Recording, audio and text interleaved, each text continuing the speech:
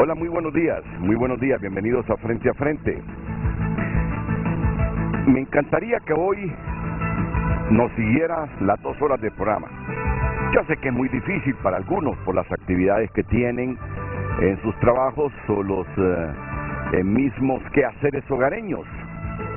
Pero buena parte yo sé que está pendiente las 2 horas del programa, porque Honduras se aboca a una elección que es fundamental, y es la elección de los magistrados de la Corte Suprema de Justicia. El gran talón de Aquiles, pregúntese, del Estado de Honduras. Bueno, tenemos tantas falencias como Estado, tantas cosas que tenemos que superar, tantos problemas que hay que solucionar, que priorizar. Este es el principal problema del país, o este es el principal problema del país. Resulta difícil. Yo mismo podría hacer una encuesta en este momento con mis 3 invitados, que son estudiosos de esta realidad nacional y han hecho un trabajo en los últimos meses para comparar todas las propuestas que hay ahora mismo para la elección de los magistrados de la Corte Suprema de Justicia, comenzando desde las reformas que se pretenden hacer en la Junta Nominadora, que juega un papel clave, muy clave.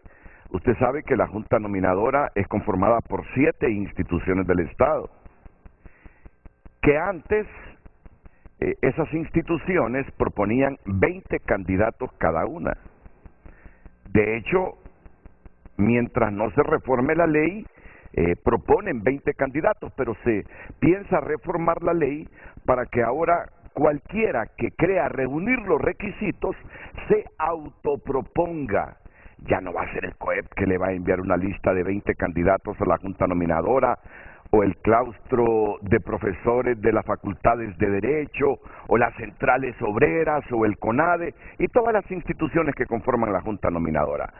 Si usted es abogado y ha pensado durante muchos años, yo tengo los requisitos para proponerme como magistrado o aspirar a ser magistrado de la Corte Suprema de Justicia, cuando se produzca la reforma y estén las condiciones, usted lo podrá hacer.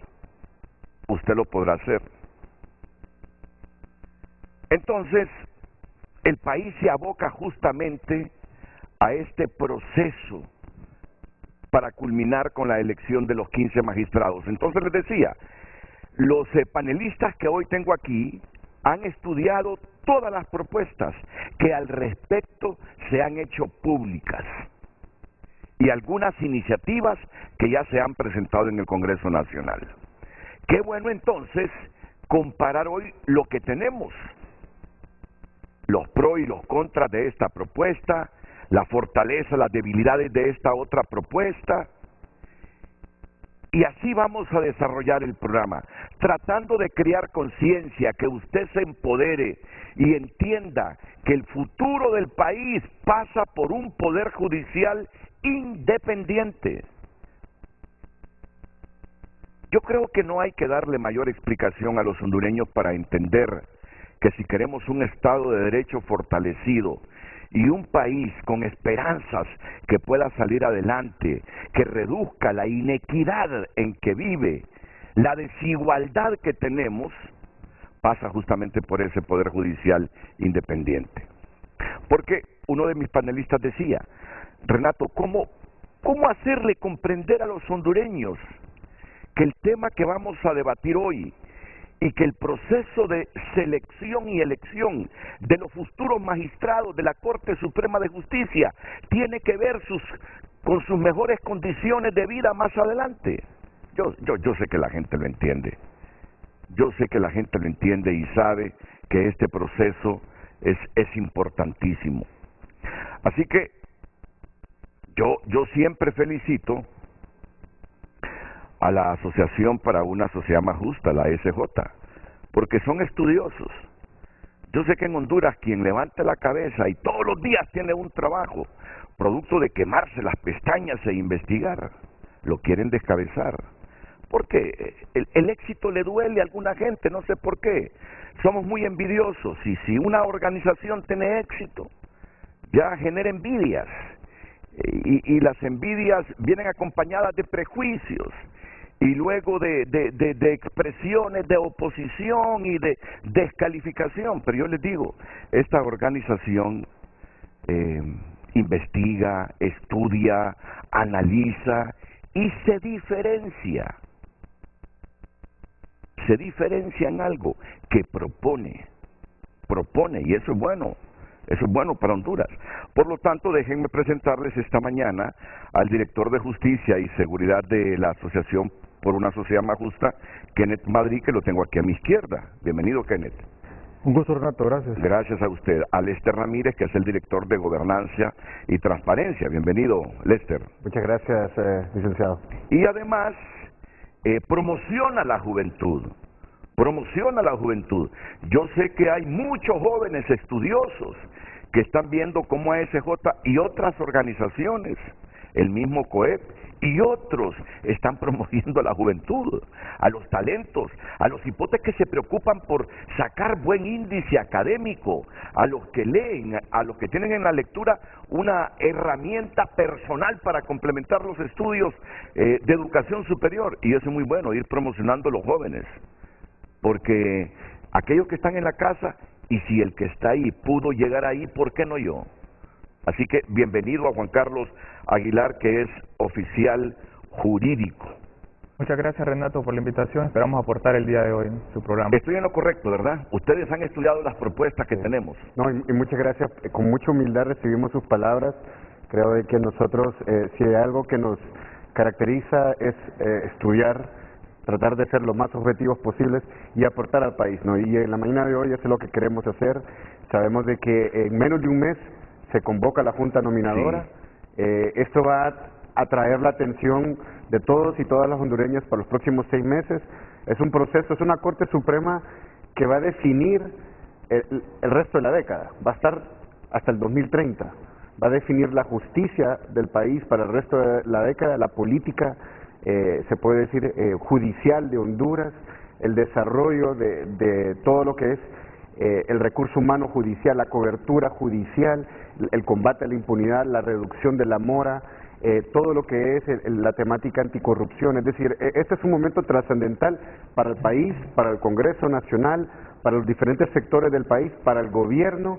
Hay tantos, se puede decir, puertas que conllevan a la elección de esta Corte Suprema y los resultados que pueda tener, que son tan trascendentales para todas nuestras vidas, licenciado. Bueno, pues yo le digo a mis compañeros todas las mañanas, cuando alguien propone, bueno, hoy la ASJ va a presentar este tema, hombre, les digo, y es que la ASJ todos los días tiene algo que presentarnos, pero lo digo en broma, ¿verdad? Lo digo en broma, bueno, pero es que lo digo en broma.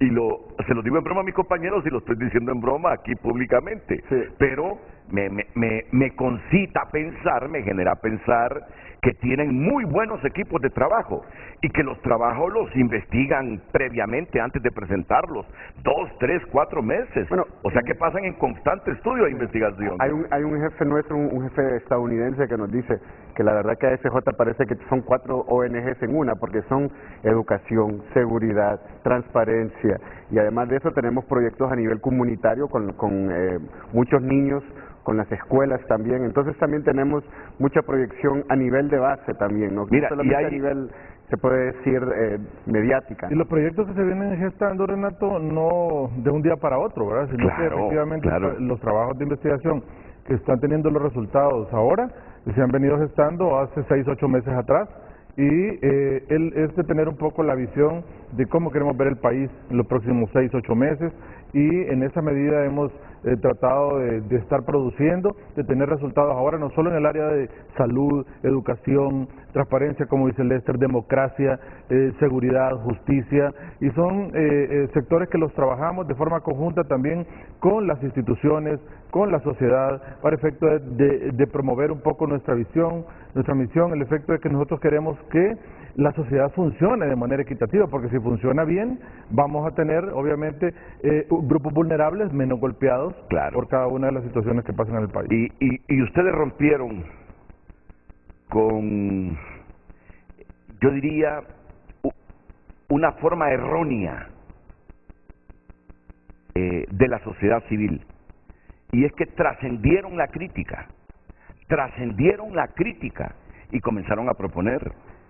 Proponer nos mete en problemas, ¿no?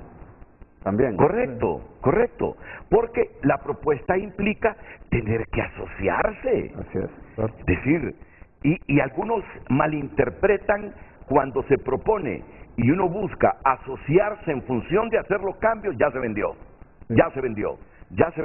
porque estábamos acostumbrados a solo criticar sin proponer, y en ese sentido mi respeto también para el Foro Social de la Deuda Externa, FOSDE, que es premiado anualmente como una de las máquinas generadoras de pensamiento de Honduras.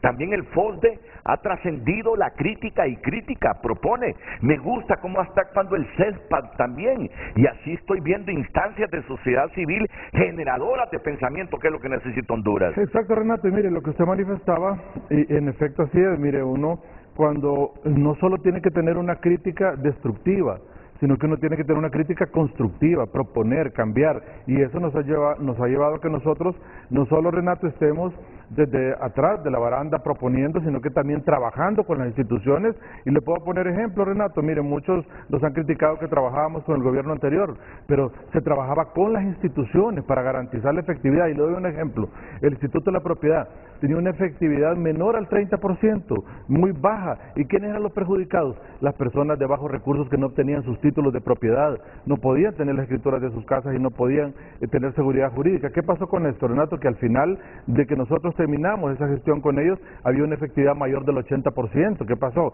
Todas las personas recibían sus títulos de propiedad, era efectiva la gestión. Entonces se pudo garantizar de que trabajamos de la mano para mejorar la gestión de calidad en las instituciones. Y eso no tenía nada que ver con el fideicomiso.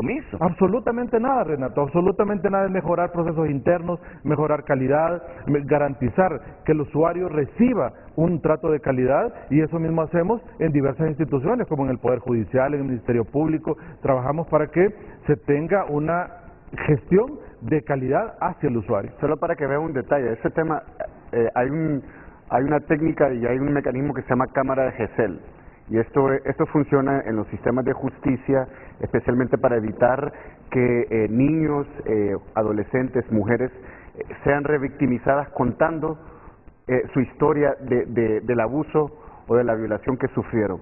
Esa cámara de GESEL es una especie de cabina donde la persona, el niño o la mujer o la persona afectada es entrevistada por un psicólogo, ¿no?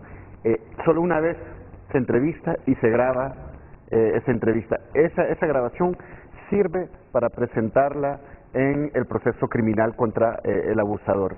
Eso por decirlo, hace 6 años en Honduras no existía. ¿Qué hicimos nosotros? Empezamos a incidir. Necesitamos cámaras de GESEL, el Ministerio Público necesita tener cámaras de GESEL, el Poder Judicial necesita tener cámaras de GESEL, y ahora hay cámaras de GESEL en diferentes juzgados del país, circuitos jurisdiccionales del país, justamente para evitar ese daño emocional en las personas. Y esas son esas pequeñas contribuciones que hacemos a la sociedad, que tal vez no están ahí vislumbradas, porque obviamente siempre el tema mediático, el tema político, eso siempre llama más la atención, ¿no? Mire, Renato, y acá, en efecto, venimos a hablar ahora de la elección de magistrados, pero mire, nosotros trabajamos, Renato, en el tema de justicia, en algo tan complejo hasta un tema tan sensible que es el abuso sexual infantil. Por eso nosotros presentamos hace poco el índice de impunidad en abuso sexual infantil, que es en el 86%, que de cada 100 casos de abuso sexual infantil, solo 14 llegan a sentencia condenatoria, 86 abusadores no tienen un resultado condenatorio en el país. ¿Qué pasa? Pero nosotros, ¿por qué conocemos eso? Porque vamos al campo. Nosotros tenemos un proyecto que trabajamos con un donante, con Viva Dinamarca, en el cual estamos sensibilizando a maestros, a iglesias, a padres de familia que aprendan a identificar el abuso sexual infantil, y también los niños también aprendan a poder platicar con sus padres cuando hay abuso sexual infantil o con un familiar, y también el tema de la denuncia, que aprendan a denunciar ese tema, el círculo cercano sepa cuándo denunciarlo, y eso para nosotros es vital porque queremos reducir esos índices, Renato, de abuso sexual infantil, y que en muchos casos el niño no sabe cómo expresarlo, no sabe cómo hacerlo, y hay técnicas especializadas para eso. Entonces, mire, trabajar con las comunidades, a veces la crítica no ve eso, no ve que se trabaja con el hondureño más vulnerable, con el hondureño golpeado por estos flagelos, y realmente eso es lo que a nosotros nos alimenta, Renato, poder trabajar con el hondureño, que es los grupos vulnerables, niños, mujeres, personas de la tercera edad, que no tienen cómo expresar. Y además, Kenneth, Lester y Juan Carlos, si la mejor crítica es desnudar con investigación y sustentación la realidad nacional y las falencias coyunturales y estructurales del país. Esa es la mejor crítica, ser capaz uno con sus estudios, con sus investigaciones, de desnudar lo que nos está perjudicando y a la par sugerir cómo corregir esos problemas. Para mí que es la mejor crítica. Si es que es fácil criticar, es fácil oponerse a todo, es fácil descalificar, es fácil cuestionar, es fácil creyendo que uno se vuelve el abanderado del pueblo, solo pasar con su lengua cuestionando. Lo difícil es proponer, estudiar para sugerir cómo solucionar esos problemas, digo, coyunturales y estructurales que tenemos. Y en ese sentido yo felicito a la ASJ, felicito al FOSDE, me gusta como ve el CESPAD, y así otras organizaciones con capacidad de crítica y propuesta. Eso es lo bueno, eso es lo bueno. Tratar de socializar esos problemas que nos aquejan en todo aspecto y proponer soluciones a ellos. Pues bien, ya dijimos, es un momento histórico el que viene y ojalá que no lo desaprovechemos. Ojalá que no elijamos Corte Suprema de Justicia instrumentalizada por los políticos. Y vamos a reflexionar sobre esto porque escuchaba al presidente de la Corte hace algunos días decir que él jamás ha recibido presiones del poder político, que el poder político no lo ha inducido a pensar o a resolver casos de una u otra manera.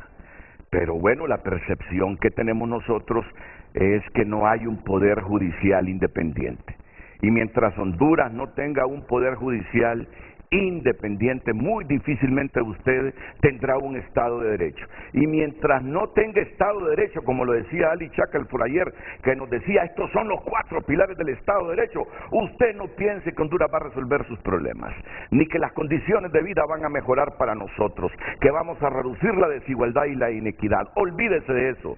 Transformar Honduras pasa por un buen Estado de Derecho, y un Estado de Derecho con una pata coja como la Corte Suprema de Justicia no puede salir adelante. De ahí la trascendencia del tema del proceso de selección y elección de los futuros magistrados. Y hoy ASJ viene con su equipo a decirnos, estas son las propuestas que hasta el momento hay para tratar de que los 15 magistrados que elige el Congreso Nacional en los próximos meses, y que serán los 15 hombres poderosos del sistema judicial hondureño, no sean instrumento ni de grupos políticos ni de grupos económicos. Además, que tengan un currículum digno, capaz, con valores éticos, morales, con una formación integral que nos garantice que tendremos una cabeza del Poder Judicial total y plenamente honesta. Después de la pausa, entonces, a estudiar las propuestas que al respecto se han presentado o se han hecho públicas. Se han presentado en el Congreso o se han hecho públicas.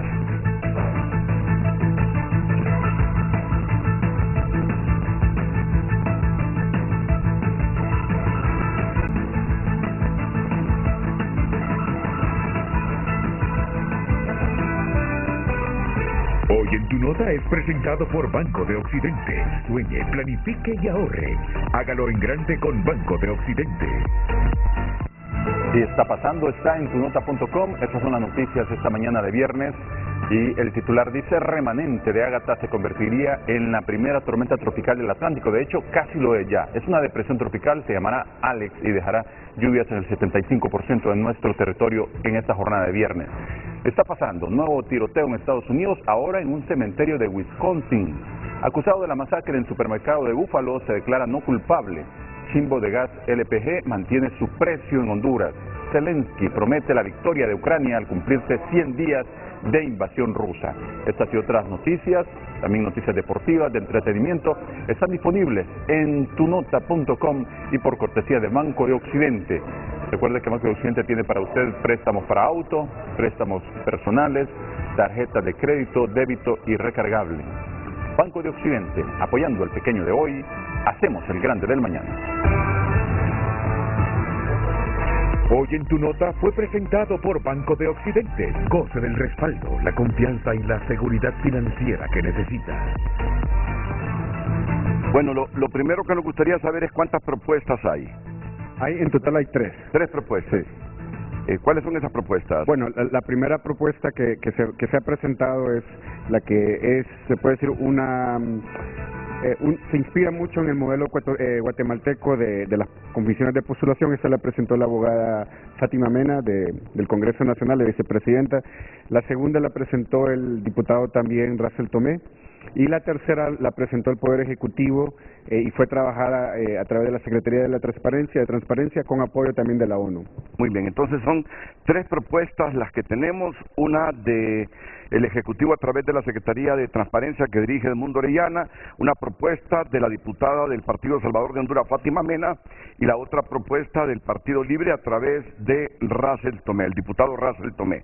Bueno, comencemos entonces a analizarlas. Sí, bueno, primero que todo quiero poner en contexto a la audiencia, y es importante porque muchas veces también creemos, ¿no? Y pensamos de que la Corte Suprema, obviamente, es la máxima instancia en materia judicial, pero también tiene un rol político muy importante en el país, y por eso hay que darle importancia a este proceso de selección. Solo para que veamos aquí hitos de la Corte Suprema de los últimos, por decir, 10, 12 años. En el 2009, la Corte Suprema de aquel entonces, ¿no?, emite una orden de captura para el expresidente José Manuel Zelaya. Aquí no sabemos de que esto fue uno de los detonantes de la crisis del golpe de Estado, sí, ¿verdad? En el 2010, la Corte Suprema de Justicia expulsa a jueces disidentes, que hoy algunos están en el Congreso Nacional, como el diputado Barrios. Esto es muy importante porque vemos de que también la Corte Suprema busca mantener una línea y aceptar la independencia de los jueces de los niveles, se puede decir, inferiores. Y eso es muy importante también, porque la independencia no solamente es a nivel de la máxima jerarquía, sino también en todos sus niveles. El 2012, el expresidente Juan Orlando Hernández, como presidente del Congreso, prácticamente le da un golpe a la Sala de lo Constitucional, si acordamos de eso, donde se removieron los magistrados y las magistradas de la Sala de lo Constitucional. A excepción de uno, ¿verdad? A excepción de uno, para dar pie, bajo el argumento, ¿no?, de que no querían contribuir a la seguridad, que no estaban a favor de la policía militar, que también ahí estaba el tema de las sedes también. Entonces aquí vemos cuando ya se va concentrando el poder, ¿no?, y utilizan a la Corte Suprema de Justicia justamente para esa concentración. Es decir, si el poder ve un obstáculo, lo remueve, y tuvo que remover esa Sala de lo Constitucional. En este caso también sucedió lo mismo, pero ahí lo que hubo fue un problema interno del Partido Liberal que trascendió también todo el sistema político. Después del 2015, el fallo de la reelección, una vez que ya el expresidente Juan Orlando ya tenía la Corte a su medida, se falla la reelección presidencial, y eso da pie, ¿no?, al proceso electoral del 2017 y toda la crisis. 2022, extradición de Juan Orlando Hernández, que también fue la misma Corte Suprema que falló, se puede decir, a favor de la reelección, pero debido a la presión tanto de la opinión pública, obviamente de la comunidad internacional, y todos estos aspectos que hemos conocido, tiene que no fallar a favor de esta solicitud de extradición. ¿Con esto qué quiero decir? De que el argumento del presidente actual, Rolando Argueta, decir que no ha tenido influencias políticas, es muy difícil decir que no se puede tener en un espacio donde el Poder Judicial es utilizado como arma política de los autócratas. Es decir, hoy en día, y esto es importante tenerlo en cuenta, hace 30, 40 años, los autócratas lo que hacían es utilizar las armas, los militares, para hacer golpes de Estado y para llegar al poder y mantenerse en el poder. Ahora utilizan prácticamente 2 instancias: los poderes judiciales, las Cortes Supremas, a través de la manipulación de las leyes, pero también los órganos electorales. Por eso, estos son dos espacios que son altamente conflictivos hoy en día, porque quien controla esas instancias va a poder controlar el acceso al poder y el mantenimiento del poder. Por eso es muy importante poner el trabajo que se tiene que hacer de monitoreo, de veeduría, de presión para tener jueces independientes en este momento, porque esa trayectoria va a continuar. Es decir, no vamos a dejar de tener a una Corte Suprema de Justicia siendo un brazo, se puede decir, operativo del poder político, si nosotros no contribuimos a exigir realmente que mujeres y hombres que sean independientes, ¿no? Este fallo de reelección fue la anterior Corte Suprema, no la actual, fue la Corte Suprema que dirigía el expresidente Jorge Rivera Vilés, y ya la actual Corte ha tenido el caso de la extradición del expresidente. ¿Te parece que ha sido independiente esta Corte de Arqueta? La verdad, Renato, es que no ha tenido que fallar un caso trascendental como le pasó a las Cortes anteriores. Entonces, prácticamente no se ha visto una... Hasta acá fue la única prueba de fuego que han tenido, ¿verdad? En este caso de la extradición del presidente Juan Orlando Hernández. Lo que pasa es que, Renato, mire, medir a la Corte Suprema por una persona es complicado. Mire, son 5,000 empleados y funcionarios del Poder Judicial y es complicado. Yo estuve 20 años ahí, Renato, conozco cómo se desenvuelve la simbiosis judicial y realmente hay muy buenos jueces, Renato, que tienen 30 años de estar ahí, casi ya jubilándose, otros que tienen 25, 20, y la movilidad. Tal vez no ha habido la movilidad necesaria dentro del Poder Judicial, la promoción de ascensos que debió haber tenido la carrera judicial, y en eso sí quizás pueden haber algunas indicaciones muy particulares, y tal vez rescatar, Renato, dos cosas que quizás en esta Corte sí fueron positivas. El hecho de que se creó el circuito en materia de corrupción y que fue por oposición, el circuito en materia de extorsión que fue por oposición, y que se hizo un concurso por oposición de 131 plazas que se nombraron. Lejos de ahí, cualquier otro nombramiento que sea hecho de dedo ha sido incorrecto, porque ya establece la ley de carrera judicial que todos los nombramientos en el Poder Judicial deben de ser por meritocracia, por oposición. Entonces creo que no ha habido la movilidad necesaria en el Poder Judicial para que todos vayan ascendiendo y tener carrera, pero hay jueces de mucha antigüedad, Renato, en el Poder Judicial. Hay buenos jueces, pero también hay malos jueces, ¿verdad? Claro. Eso hay que reconocerlo, y eso sí es. Hay un tema muy interesante, que aquí hay una deuda pendiente de la actual Corte con la anterior también, y es el hecho de que se ha venido trabajando en un expediente judicial, y esto es algo de que para todos los que conocemos los procesos judiciales, los que estamos en los ámbitos también jurisdiccionales, pero también para el ciudadano que tiene, ¿no? Se le presenta una demanda o él también está presentando demanda. Esto hace que los costos se incrementen, esto hace todavía que exista, ¿no?, espacios de corrupción. ¿Por qué? Porque todavía los expedientes están en papel, todavía hay discrecionalidad de los jueces que lo puedan tener en sus despachos. Entonces, con el expediente digital, y esto yo creo que debería ser uno de los temas que se debaten cuando se den las audiencias públicas en este nuevo proceso judicial, de cómo asegurar que se implemente esta política. Hay una política que tiene ahora la Corte Suprema de Justicia, y que quizás es bueno que la población lo sepa, es que se ha adoptado un modelo de gestión judicial por audiencias. ¿Qué significa? Que ahora la oralidad es la que priva en los despachos judiciales, Renato, y tal vez eso es importante rescatarlo, que ahora el mismo día que usted está en la audiencia, ese mismo día debe tener su resolución. No como pasaba en años anteriores, que usted terminaba la audiencia y tenía que esperar 2 o 3 días para que el juez le fallara su caso. Y ahora cada audiencia se asigna un rol diario a los jueces, ningún juez ya tiene asignado el expediente per se, sino que se garantiza esa independencia, que también, no solo la independencia del juez, también es de los usuarios, que sepan que el juez que le va a tocar en esa audiencia es importante. Entonces quizás rescatar, Renato, que hay muchas cosas en el Poder Judicial que se están ventilando, y que la nueva Corte Suprema de Justicia, para garantizar que vaya por esa buena línea, también tiene que seguir con estos proyectos, Renato, con la oralidad, con la transparencia, porque si viene una nueva Corte con principios que no son los que se han estado trabajando durante todos estos años para gozar transparencia, no estaremos entonces eligiendo buenos hombres y mujeres para que continúen ese buen trabajo. Muy bien, entonces si quieren comencemos ya a analizar las propuestas que tenemos. Si quieres, le damos a la siguiente. Bueno, aquí ustedes pueden ver esa son la ruta crítica de este proceso que tenemos ahora. Como les decía anteriormente, el 1 de julio, según la ley de la Junta Nominadora, se convoca la conformación de la Junta Nominadora. En este proceso, en estos meses del 1 de julio al 15 de septiembre, lo que se tiene que hacer es que 7 instancias que conforman la Junta Nominadora, que incluye la Corte Suprema, el Comisionado Nacional de los Derechos Humanos, organizaciones de sociedad civil, el COEP, las centrales obreras, el Colegio de Abogados, los claustros de las facultades de Derecho, tienen que escoger sus representantes. Aquí eso es un punto crítico, porque es importante, en algunos casos no hay ni procedimiento reglamentado, transparente, abierto, público para escogerlos y queda muchas veces a la discreción. Y ahí es donde está el juego de las influencias políticas, donde ya poco a poco se van introduciendo y van controlando estos espacios. Entonces, lo que hay que ponerle atención es el procedimiento de selección de estos representantes, y ahí nosotros vamos a estar muy pendientes de eso.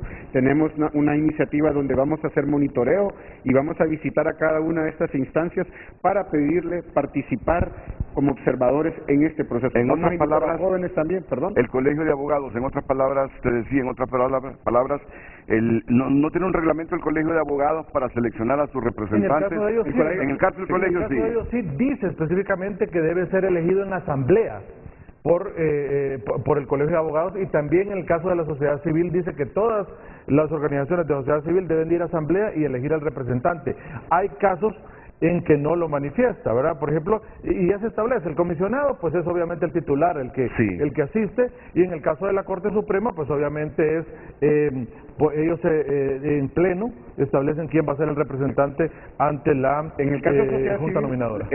Sí dice, pero es muy abierto, muy genérico, y lo que se quiere es reglamentar. ¿Por qué? Porque creo que todo el mundo tiene derecho a participar.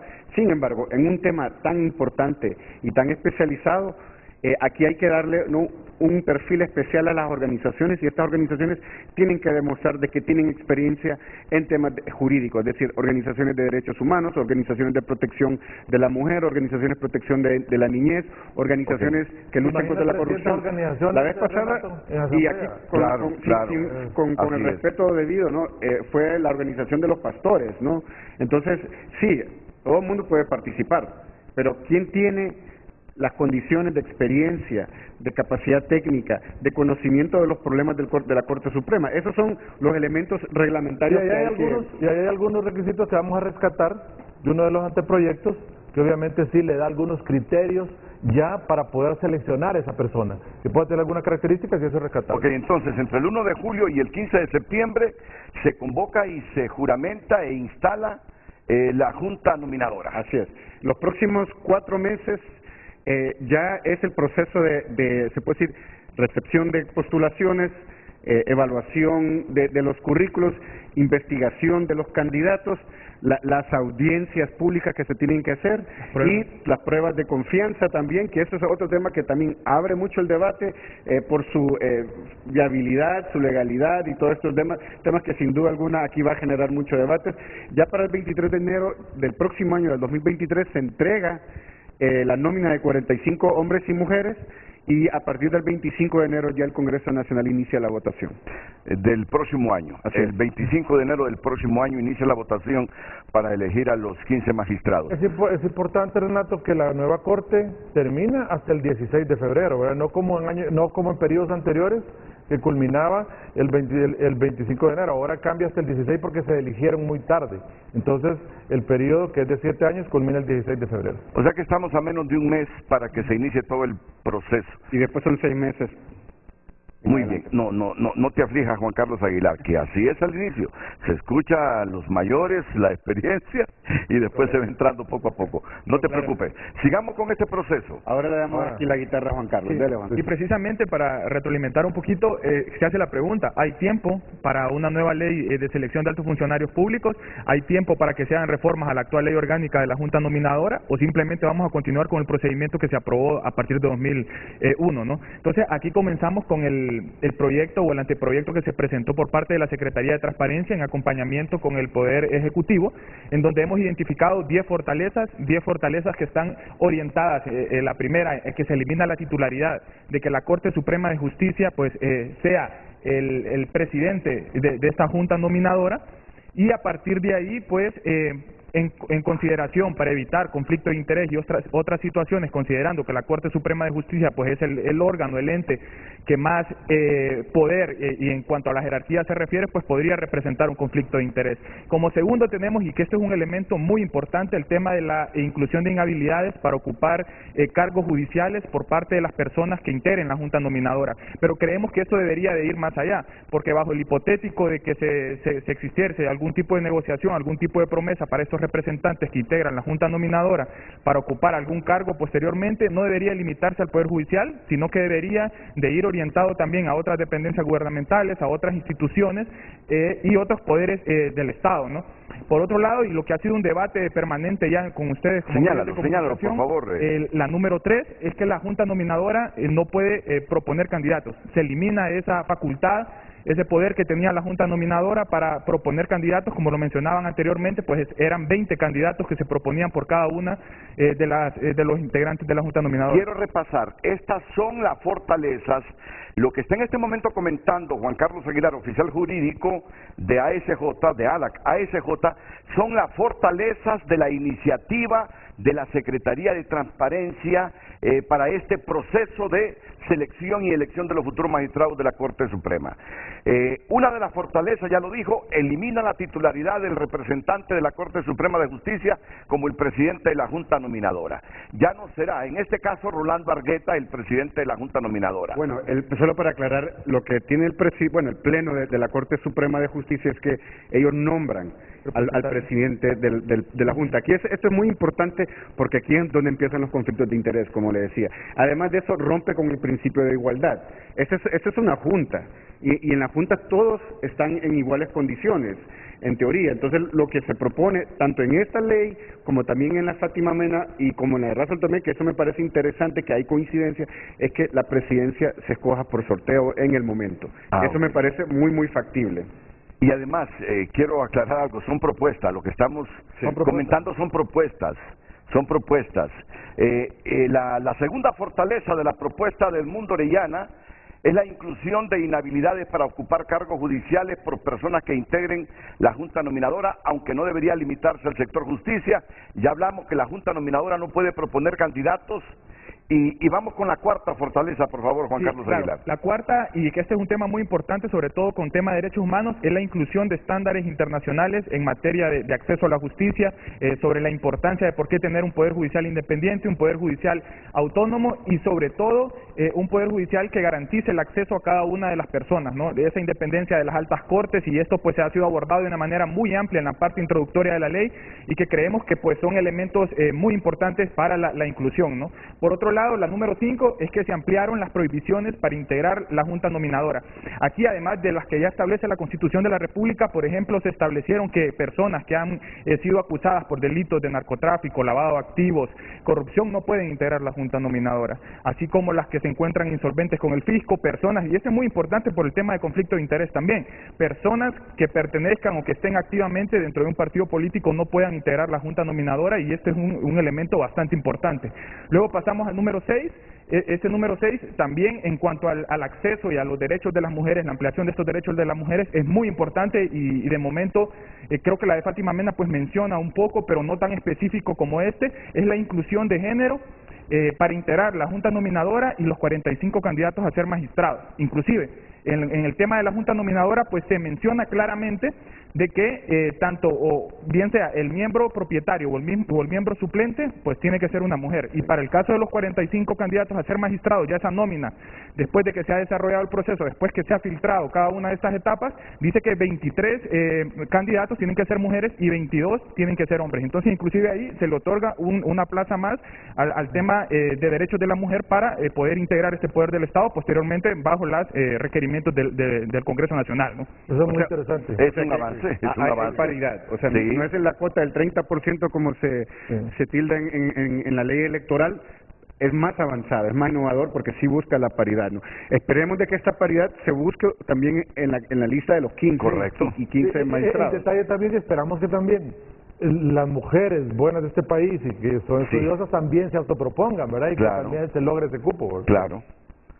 Séptima fortaleza de la propuesta de la Secretaría de Transparencia. Y aquí seguimos en concordancia con el tema conflicto de interés que se podría realizar, y es que la persona que integre la Junta Nominadora deberá contar al menos con un año dentro de la organización representada. Y esto es importante porque nos podemos imaginar un escenario donde se introduzca como una persona, por ejemplo, a trabajar en cualquiera de estas 7 organizaciones que integran la Junta Nominadora, y solo se introduzca para integrar la Junta Nominadora, porque puede ser útil durante el proceso de selección y de filtro de estos integrantes, pero aquí se pone ese freno, ¿no? Ese freno de que esta persona pues debe tener al menos un año representando a esta organización, ¿no? Por otro lado, tenemos ya como número 8, se amplían las prohibiciones para los candidatos de la Corte Suprema de Justicia. Ya el artículo 309 de la Constitución de la República pues establece criterios básicos, ¿no? O requisitos básicos para cumplimentar, ¿no? Pero esta ley pues ya da ampliación para el caso, pues habla de que sean personas que reúnan requisitos de idoneidad, sean personas que reúnan las situaciones orientadas a todos los perfiles profesionales, a los estudios y demás situaciones, ¿no? Por otro lado, y como número 9, tiene un procedimiento de impugnación para la elección de la Junta Nominadora. Esto es algo innovador, siempre ha existido, pero para el tema de los candidatos, ya cuando están realizando el procedimiento de las audiencias públicas y demás, pero aquí hay un procedimiento claro. Este procedimiento indica que una vez que está conformada la Junta Nominadora, pues cualquier persona o dentro de las mismas, incluso organizaciones, si se dan cuenta de que hay, porque habla de 2 causales: incumplimiento de los requisitos y violación al procedimiento. Entonces, cuando se conozca de alguna de estas 2 situaciones por alguna de las personas, pues puede presentar un recurso ante la máxima autoridad de la organización. Si es para el caso del Colegio de Abogados de Honduras, que tal vez no se cumplen con requisitos por parte del aspirante a integrar la Junta Nominadora, o se vulneró el procedimiento que ya establece la ley, pues se puede presentar. Luego tiene que decidir si admite o no, y conforme a esto, pues emitir una resolución, si es conforme a derecho, o si se declara con lugar, mejor dicho, o se declara sin lugar. En caso de que se declare con lugar, se tiene que repetir el procedimiento para esa persona, y pues en caso de no, pues la persona se mantiene. ¿Se puede impugnar una propuesta para la Junta Nominadora que anteriormente no se hizo o no? No había mecanismo legal para... Correcto, ahora sí se puede impugnar a cualquier persona propuesta si no cumple con los requisitos para integrar la Junta Nominadora. Muy bien, vamos a la décima. Y la número 10 es el tema de la observación de organizaciones de sociedad civil y organizaciones internacionales, y ese principio de máxima publicidad en cuanto pues a las actuaciones que realice la Junta Nominadora. Esto es un elemento en común que tienen los 3 anteproyectos. Más adelante vamos a ver el caso de Russell, que sí puede ser un desafío en este tema, pero sí se insta, ¿no?, a la Junta Nominadora a que a toda información que vaya produciendo pues se vaya alimentando en un portal de transparencia que se va a crear desde el IAIP. Se va a nombrar un oficial de información pública ante el IAIP en estos momentos, y que pues va a servir, ¿no? Además que permite todo el tema del acceso a organizaciones de sociedad civil, a misiones internacionales, que desde la SJ pues ya estamos realizando las gestiones para crear un comité de expertos que venga a realizar la observación en la etapa previa, en la etapa durante y en la etapa posterior, y finalmente pues emita un informe de cómo se realizó el proceso de selección, ¿no?, o de filtrar cada una de las etapas para entregar ese listado al Congreso Nacional de la República con los mejores 45 para que este proceda a la escogencia de los mejores 15. Mira, Renato, esto para nosotros es muy importante, mire, el hecho de que ellos permitan una veeduría de organizaciones de sociedad civil.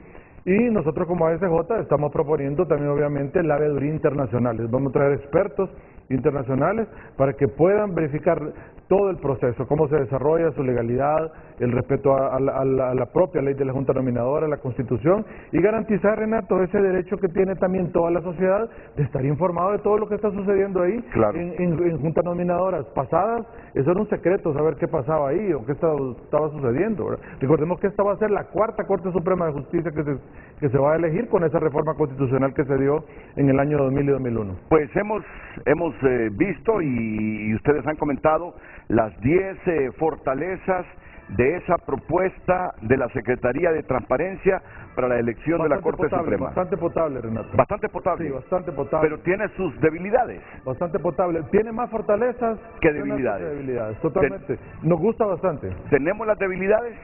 La siguiente filmina. La siguiente filmina. Sí, sí.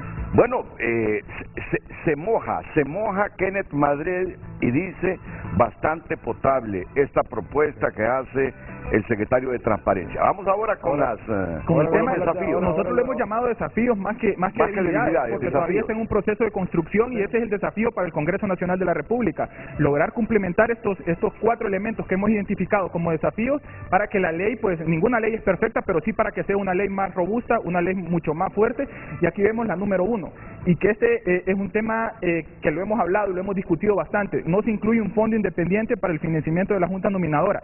Esto pues queda tal y como lo establece la actual ley orgánica de la Junta Nominadora, y es que establece que las organizaciones que integran esta Junta Nominadora pues se deben de autofinanciar, pero ya las experiencias previas nos indican de que efectivamente sí se necesita un financiamiento desde el Congreso Nacional, desde el gobierno, porque incluso pasó un escenario en la actual, y que yo lo escuchaba en algún lugar, en la actual elección, de que los miembros de la Junta Nominadora muchas veces no tenían ni para sacar fotocopias. Entonces vemos ahí que eso representa una falencia en cuanto a que el proceso se vaya desarrollando conforme a cada una de las etapas, un proceso que sea célere y un proceso en donde se escojan a las mejores candidatas. Aquí como recomendaciones nosotros estamos planteando que el Congreso Nacional, a través de su presupuesto, asigne el financiamiento para esta Junta Nominadora. De esa manera también se mantiene fuera del margen o del ámbito del Poder Judicial, porque anteriormente también el Poder Judicial daba financiamiento, es más, ayudaban con la parte de la logística.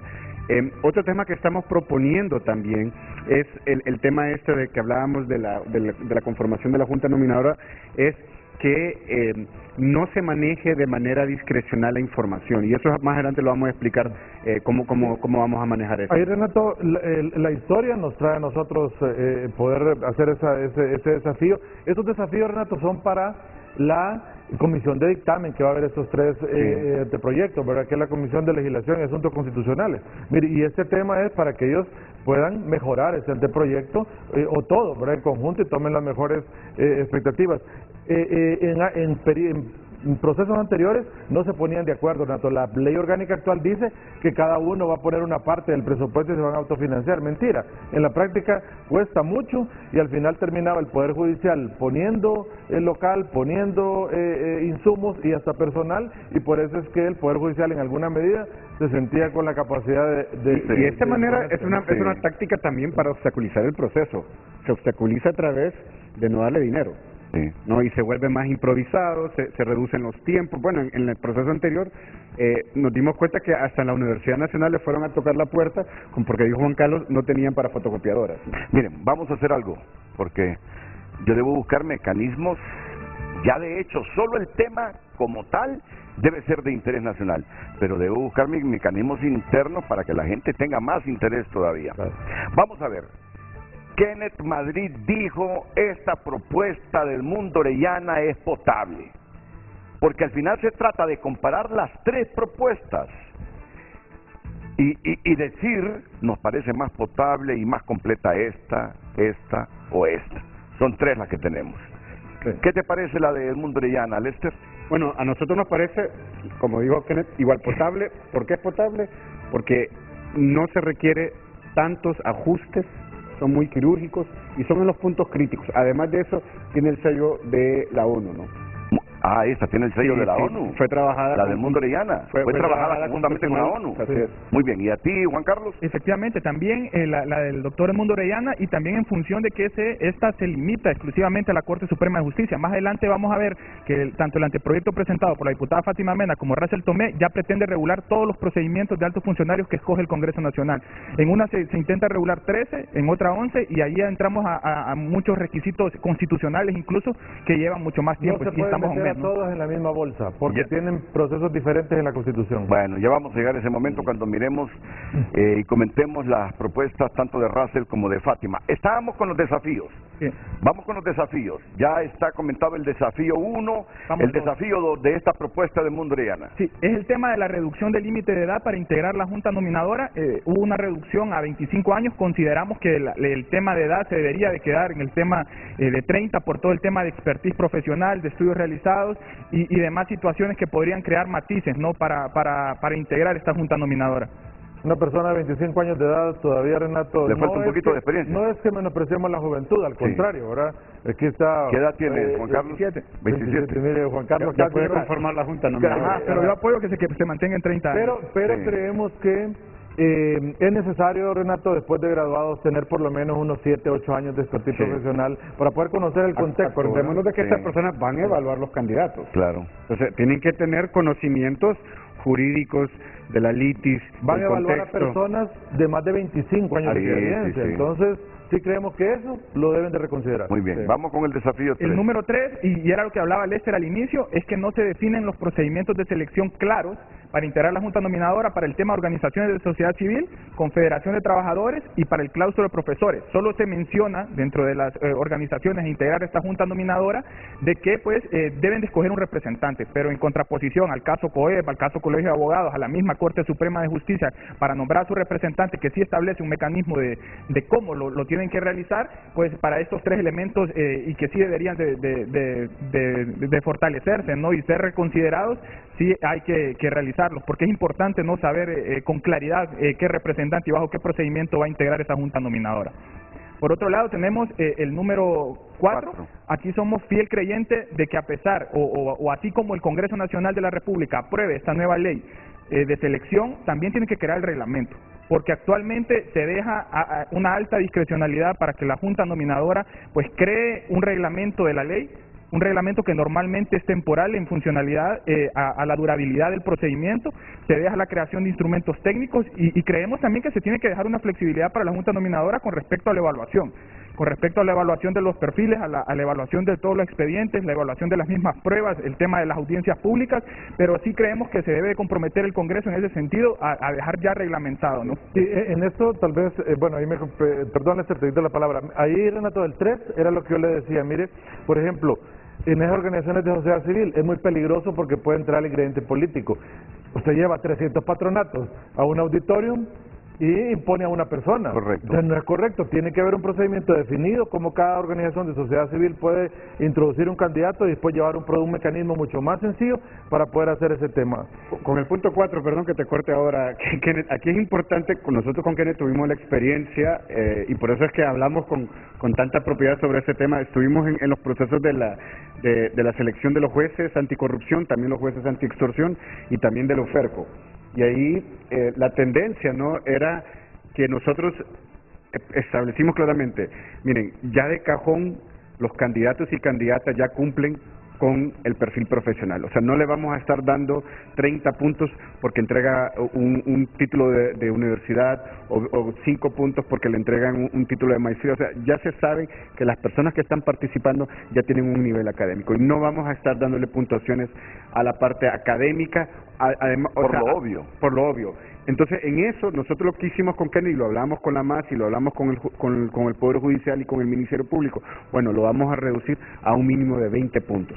Es decir, estos elementos de requerimientos formales tienen que ser reducidos. Por eso es importante establecer, ¿no?, cuáles son los criterios de evaluación. Lo que queremos evaluar nosotros ya es, ¿no?, sus conocimientos, su experiencia, claro, el manejo de situaciones y casos prácticos, y por eso nosotros le dábamos más puntuaciones al tema de los conocimientos.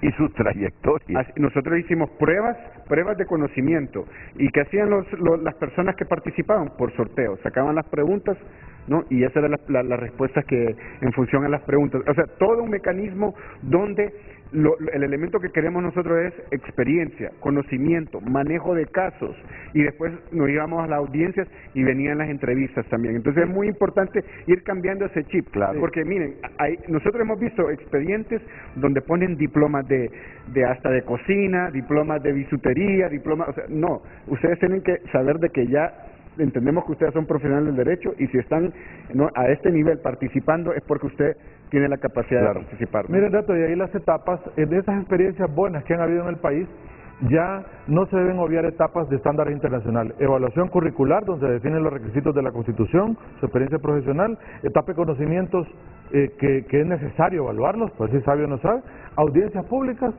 pruebas de confianza. Eso es necesario porque en las pruebas de confianza se define la idoneidad. Si usted es una persona íntegra, éticamente, si su patrimonio está acorde con lo que ha ganado toda su vida, la psicométrica, que es fundamental, ¿verdad?, para saber efectivamente cómo usted está, y la toxicológica, que es obviamente necesaria. Y esos criterios, Renato, nosotros somos del parecer que eso sí debe estar definido, claro, esas etapas dentro de la ley. Hay espacio, ¿no? Hay espacio de revisión por ejemplo, en mi caso personal, yo no creo de que una prueba toxicológica le va a decir si esa persona es un consumidor consuetudinario de drogas. Es decir, una persona, y eso suele suceder, ¿no? Hay técnicas para limpiarse drogas del sistema. Yo lo que creo que hay pruebas de impacto, como por ejemplo las psicométricas, que le dice a usted la habilidad mental y el manejo del estrés de estas personas, y también las patrimoniales y las socioeconómicas. Vitales. Porque esas son claves, porque eso le dice a usted, ¿no? ¿Cómo usted lo ven sus vecinos? ¿Cómo usted lo ven sus compañeros de trabajo? ¿Cuáles son sus actuaciones? ¿Cómo trata a la gente? Bueno, en el caso usted como periodista, ¿no? Pero un profesional del derecho también, si ve de que recibe grandes cantidades, que eso es algo que también nosotros estudiábamos, veíamos algunos candidatos que recibían grandes cantidades de dinero de los Estados Unidos, ¿no? Y nosotros asumíamos que eran remesas, pero después, ¿no?, nos damos cuenta también que tenían una gran deuda de préstamos. Y veíamos de que cuando hacíamos el juego o la aritmética de ver cuánto gana esa persona y cuánto es la deuda, lo único que le quedaba era un salario de 5,000 lempiras al mes. Entonces, esos detalles patrimoniales, uno dice, ¿qué está pasando con sus finanzas, no? Bueno, pero miren, aquí lo importante entonces es que la comisión de dictamen respectiva, la que tiene que analizar las propuestas, escuche estos planteamientos de la sociedad civil. Miren cómo ha sido capaz ASJ de establecer la fortaleza que tiene la propuesta del Mundo Orellana Mercado como secretario de Transparencia. Y además, ni siquiera le llaman debilidades, sino los desafíos para fortalecer esa propuesta. Y aquí están los 4 desafíos. Y ese 4 me parece sumamente importante.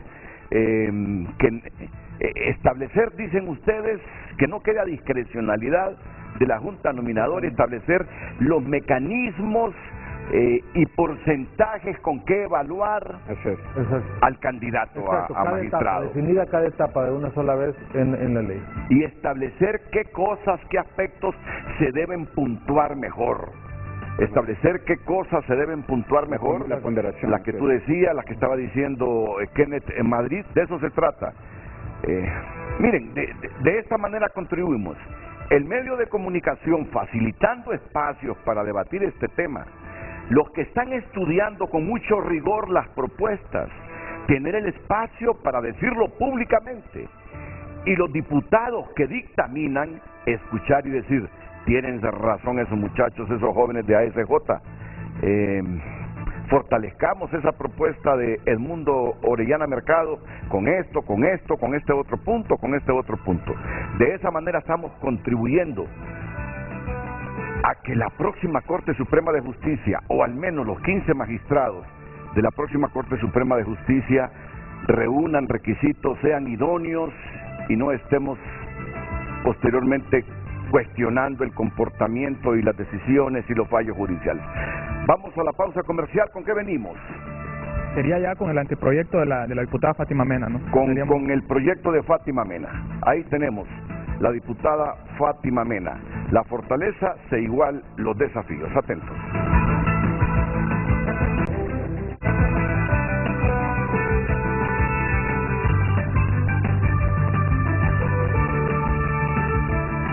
Bueno, me recordaba Kenneth Madrid que ayer miércoles comenzaron las vacaciones de los diputados. ¿Cuántos días son de vacaciones? Pues mire, generalmente hay que ver este congreso cuánto tiempo se va, pero generalmente se van todo junio, ¿verdad? Sí. Es el parón de medio. Antes se iban para ir a ver el Mundial de Fútbol, pero como ahora el Mundial de Fútbol no es en junio, sino que será en noviembre. En noviembre, pero ellos generalmente el receso es todo el mes de junio, entonces... si hay alguna reforma de esto, Renato, porque el 1 de julio el Congreso tendría que llamar, entonces tendrán que sesionar extraordinariamente para tocar este tema, ¿verdad? Sí, la ley establece que entre el 1 de julio al 31 de julio se convoca, es decir, que ellos tienen un tiempito, ¿no? Van a estar apretados, Renato. Si no, hay otra opción, ¿no? Que en el reglamento de la Junta se puedan incluir algunos elementos de estos que creo que vale la pena introducir, ¿no? Pero fíjate que, yo he visto que las comisiones están trabajando. Es decir, los diputados pueden estar en vacaciones, pero yo estoy seguro que las comisiones, y sobre todo esta comisión, ¿qué comisión es? Es la Comisión de Legislación y Asuntos Constitucionales. Me imagino que este mes de junio debe trabajar justamente los dictámenes de esas propuestas, o las unen. Claro, si trabajan en este mes de junio, uniendo los anteproyectos, incorporando, tomando en consideración algunas cosas, y cuando regresen, vienen directo a discutir eso, podemos tener un resultado palpable. Así debería ser. Vamos con la propuesta de la diputada Fátima Mena. Sí, aquí hemos identificado pues 7 fortalezas a este anteproyecto. La primera, y que bueno, también se puede representar como un desafío posteriormente con respecto al tema de la reglamentación, ¿no? Ya que aquí se incluyen 13 procedimientos de selección de altos funcionarios. Es decir, no solo se incluye a la Corte Suprema, está el Tribunal Superior de Cuentas, está el CNE, está el Tribunal de Justicia Electoral, Registro Nacional de las Personas y muchos otros altos funcionarios que elige directamente el Congreso Nacional de la República, ¿no? Como segundo, tenemos la inclusión de nuevos requisitos para integrar la Junta Nominadora. Dentro de los más importantes, por ejemplo, es que estas personas que pretendan integrar la Junta Nominadora, pues no estén inhabilitadas para ejercer cargos públicos, por ejemplo, ¿no? Que no hayan sido acusadas, que no hayan sido condenadas por algún tema de delitos de narcotráfico, delitos de corrupción y de manera... O los más puntuales, ¿no? Serían esos. El 3, elimina la capacidad de proponer candidatos. Aquí, como lo mencionamos, es algo que se va a compartir en cada uno de los 3 elementos, así como la eliminación de que la Corte Suprema, en este número 5, pues presida la Junta Nominadora, y aquí se establece claramente, debe ser por sorteo. Sin embargo, y lo vamos a ver posteriormente, para el tema de la elección del secretario y del vocero, pues a pesar que dice que se tiene que elegir en la primera sesión de la Junta Nominadora, pues no establece el procedimiento bajo el cual. Aquí sí se habla claramente de que será mediante un sorteo público. Volviendo al 4, habla sobre principios de transparencia y veeduría al proyecto de ley, tal y como lo tenía lo del doctor Edmundo Orellana, que esto es importante para el tema sociedad civil, para poder realizar todo el tema de la veeduría, ¿no? Ese control social que a la postre pues se genere en rendición de cuentas y que podamos estar pendientes del desarrollo de cada una de las etapas del procedimiento, ¿no? Como número 6, es que le otorga acceso a la Junta Nominadora para que solicite información al Ministerio Público, a la Policía y a cualquier institución que la requiera. Esto en función de comprobar cada uno de los elementos que acredite el candidato que se haya propuesto para hacer esa corroboración, ¿no? Y ahí se pide que las instituciones colaboren de manera inmediata prácticamente a las solicitudes que vaya a hacer la Junta Nominadora. No sé si les queda... Sí, ese es uno de los temas más complejos que hay, la investigación de los candidatos y candidatas. Es decir, nosotros con Kenneth tuvimos esa experiencia. Las instituciones de investigación, los órganos de investigación hacen su trabajo. Acordémonos que las investigaciones no son de un mes, hay investigaciones que suelen tardarse.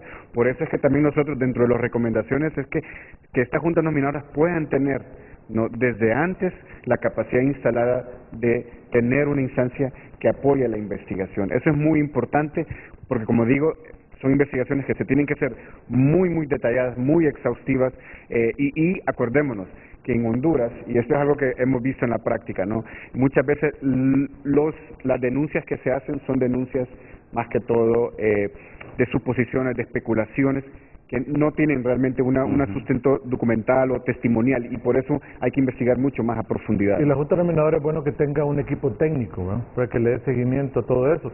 Mire, Renato, esas solicitudes que se mandan al Tribunal Superior de Cuentas, al Ministerio Público, a los juzgados y tribunales, a todas las instancias, Comisión de Banco y Seguro, esas se mandan desde el día 1, que llegan todos los postulantes, porque tardan meses en llegar esa información.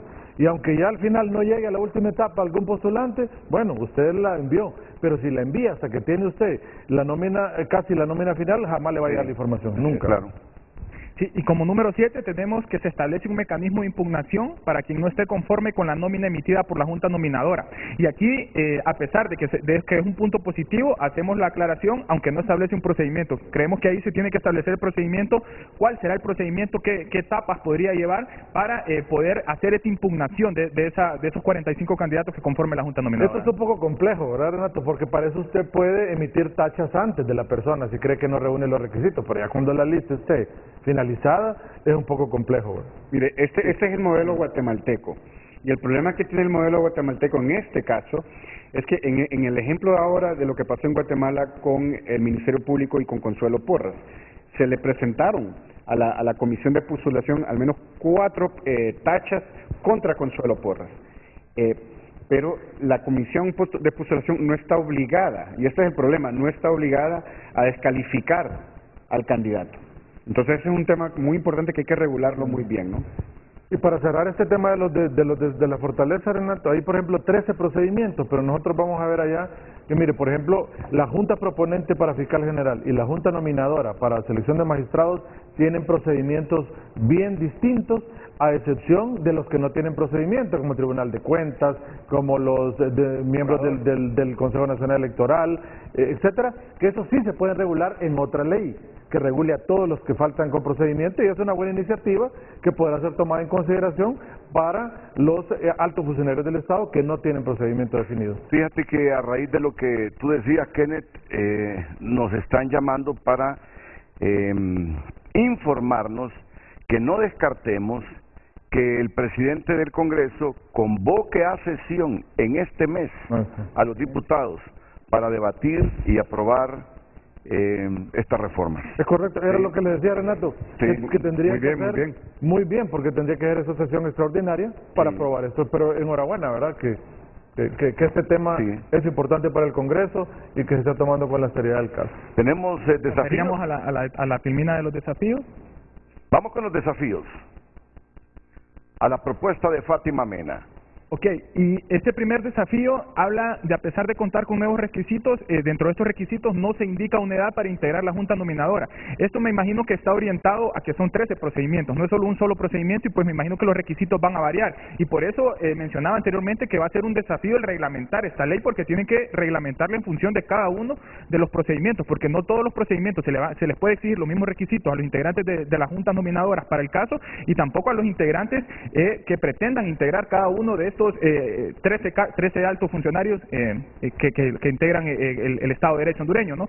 Como segundo, los plazos no son lo suficiente largos para el desarrollo del proceso. Y pongo un ejemplo claro acá, y es que este anteproyecto establece que la Junta Nominadora debe estar integrada por lo menos 3 meses antes de la elección, o cuando vaya a vacar la próxima. Entonces, esto puede representar un reto, porque incluso estos anteproyectos establecen que dentro del primer mes de instalación de la Junta Nominadora se tienen que crear el reglamento.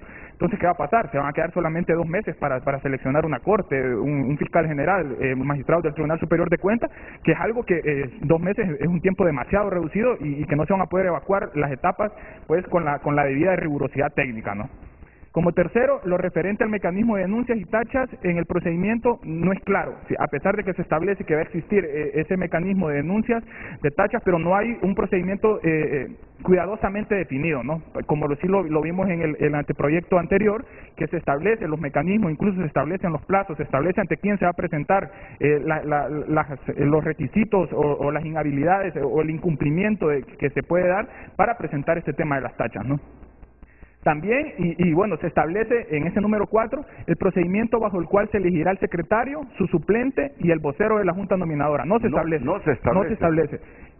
Yo lo hablaba en la anterior filmina, se habla de la presidencia de la Junta Nominadora, que va a ser por sorteo. Aquí solo se dice de que se van a elegir a estos miembros de la Junta Nominadora, pero en la primera sesión, pero no dice cómo, si con el voto de 5 de los 7 que integran, si se va a hacer por sorteo también, o bajo otro escenario, ¿no? El número 5, no se establece un lugar oficial donde la Junta Nominadora sesione, lo que puede dificultar el tema de las vedurías, porque el artículo también establece de que el secretario es la persona encargada para comunicar si la Junta Nominadora, por ejemplo, no va a sesionar en el lugar original que se designe en la primera sesión. Pero ¿qué va a pasar? Si por alguna razón al secretario se le olvida o simplemente no quiere avisar de que van a sesionar en otro lado, y es una etapa fundamental en el desarrollo del procedimiento, se va a perder esa parte de la veeduría nacional, veeduría internacional, jóvenes y demás situaciones o personas naturales que quieran observar este procedimiento, ¿no? Por otro lado, y en consonancia con el primero, no se establecen rangos de edades para los candidatos a postular a cualquiera de los 13 procesos de selección, y eso va en la misma línea que explicaba anteriormente, ¿no?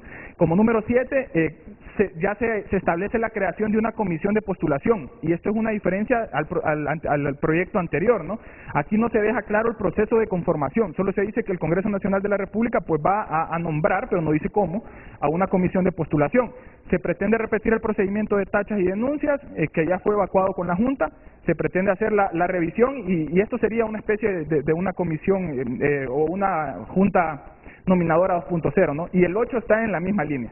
La comisión pretende evaluar nuevamente los expedientes que ya evaluó. Aquí el único rol diferente que no repetiría la comisión de postulación es el tema de las audiencias públicas, porque ellos ahí sí se encargarían de la realización de las audiencias públicas, pero las demás etapas sería simplemente repetirlas. Sí, aquí no nos gusta mucho eso, Renato, que acá el Congreso es quien realizaría las audiencias públicas, sí, no la Junta Nominadora. Y ya constitucionalmente ya se establece que la Junta Nominadora realiza todo el proceso de selección, inventa los 45 candidatos. ¿Y la de Mundo qué dice? Recordemos. No, está como está ahorita, realiza todo el proceso de selección la Junta Nominadora de acuerdo a la Constitución, y ya el Congreso Nacional de los 45 solo elige 15.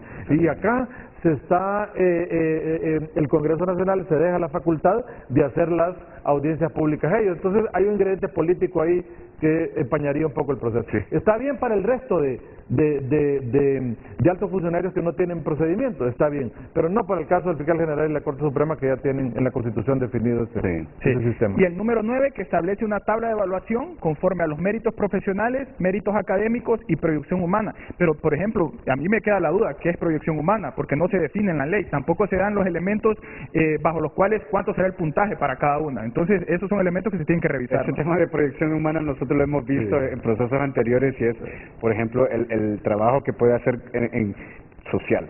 Es decir, que si trabaja o apoya o hace voluntariado en fundaciones, o trabaja con niños, o trabaja con diferentes iniciativas de proyección social, es bonito, pero no sé si para dirimir casos eso ayuda. No, yo entiendo el rol social, pero no sé si eso, el nivel de puntuación también, que eso es un tema que nosotros debatíamos, me acuerdo. Si eso abona a que las resoluciones o fallos judiciales sean más agudos y completos. Mira, al final un juez, Renato, el juez de la Suprema es igual que un juez de primera instancia, va a escuchar a las partes y va a tomar una decisión en base a lo que dicen las partes. Entonces al final un juez lo que debe tener es capacidad de síntesis para tomar una decisión y conocimiento viable para ese punto. Entonces en las experiencias que hemos tenido con Lester en otros procesos, dimos nosotros, pero ¿qué involucra aquí que yo tenga una proyección social y que me encante andar en las fundaciones?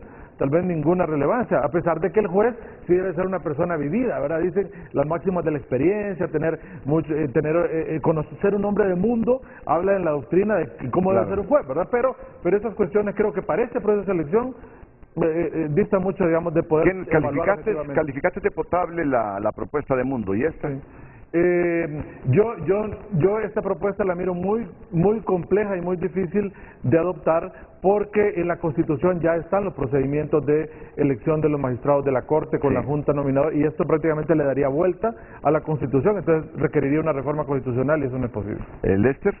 Igualmente, en las mismas condiciones. Además, los tiempos apremian. Creo que aquí trata 13 procesos, 13 organizaciones. Creo que la idea está muy interesante, crear una ley marco para la evaluación y para la elección de segundo grado, pero posiblemente eso debería desarrollarse con más tiempo y con más cabeza. Y rescatarle eso, Renato, que ojalá los diputados tomen en consideración esto para aprobarlo, sacando al fiscal y a los magistrados para el resto de altos funcionarios del Estado, que también ha sido una exigencia de otras instituciones, claro, como COEP, lo solicitado, que se pueda haber una ley para el resto de los altos funcionarios, para que no se elijan a todos con criterios políticos. Mire cuánto daño le ha traído al Tribunal Superior de Cuentas elegirlo políticamente.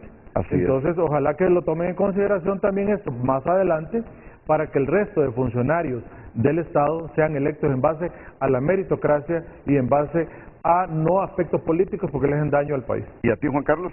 Sí, de acuerdo totalmente con la postura de Kenneth. Además, la aprobación de esta anteproyecto de ley sufriría, además de las reformas constitucionales, y estamos a un mes, ¿no? Entonces, cuando se hacen reformas constitucionales, se tienen que aprobar estas reformas constitucionales o refrendar en una segunda legislatura. Entonces, tendríamos que esperar el próximo año, y ahí es donde miraríamos que es el principal, ¿no? El principal detonante para que no. Esa sería la más potable por función del tiempo y porque es exclusivamente de la Corte Suprema de Justicia. Después de esa elección, sí podríamos comenzar a pensar en reglamentar los demás procedimientos, porque son importantes. Al menos mostremos antes de la pausa la propuesta de Russell Tomé que es una de las 3 que se han presentado. Esta es la propuesta de Russell Tomé. ¿Se diferencian mucho de las otras o es una combinación de las 2? Es parecida a la de Fátima Mena, sí tiene algunos elementos, para el caso de que además de que se incorpore el acceso a la información pública y la veeduría del proyecto a la veeduría del proceso. Pero aquí nosotros hemos identificado con Lester un mecanismo que puede ser una traba para la veeduría y lo vamos a ver. ¿De qué traba posiblemente se esté hablando en esta propuesta de Russell Tomé después de estos consejos comerciales?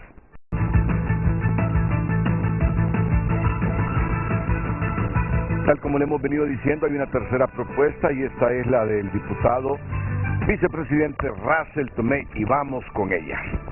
Vamos con ella. Estas son las fortalezas de la propuesta de Russell Tomé. Comenzamos, Juan Carlos. Sí, aquí lleva la misma línea prácticamente del anteproyecto presentado por la diputada Fátima Mena, y es que se regulan 11 procedimientos de selección de altos funcionarios públicos. No ocupa mayor explicación. La segunda es, y este sí es importante, miren, es el tema de que se incorpora la inhabilitación especial para contratar con el Estado, para recibir ascensos, para laborar en instituciones públicas o comisiones, para quienes participen en los órganos de selección, entendiendo los órganos de selección como la Junta Nominadora y esta comisión de aspirantes que se maneja para la aprobación, ¿no? Entonces esto es muy importante para evitar esas negociaciones, ¿no?, al interno de la Junta Nominadora, para que posteriormente pues se realicen estos mecanismos o estas negociaciones. El 3 que les mencionaba, se incorpora el acceso a la información pública como en los otros anteproyectos, máxima publicidad en las actuaciones, inclusive retomando el de Fátima Mena se establece, y eso me pareció un punto muy importante, que solicitudes de información pública que se realicen ante la Junta Nominadora van a tener 3 días hábiles para responderlas.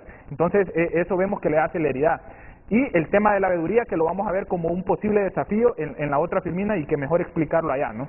El 4 se mantiene la misma línea, la presidencia de la Junta Nominadora ya no recae exclusivamente en la Corte Suprema de Justicia, sino que será obtenida por sorteo, y aquí sí lo establece, al igual que los demás cargos, que no lo tenía el anteproyecto anterior, por ejemplo. Seguimos con la 5, y es que se amplían los requisitos e inhabilidades para integrar los órganos de selección. Esto va en la misma línea de lo que ya les he ido mencionando, ¿no? Por otro lado, se da una definición y se establece el conflicto de interés como un mecanismo excluyente para participar en estos procesos, ¿no?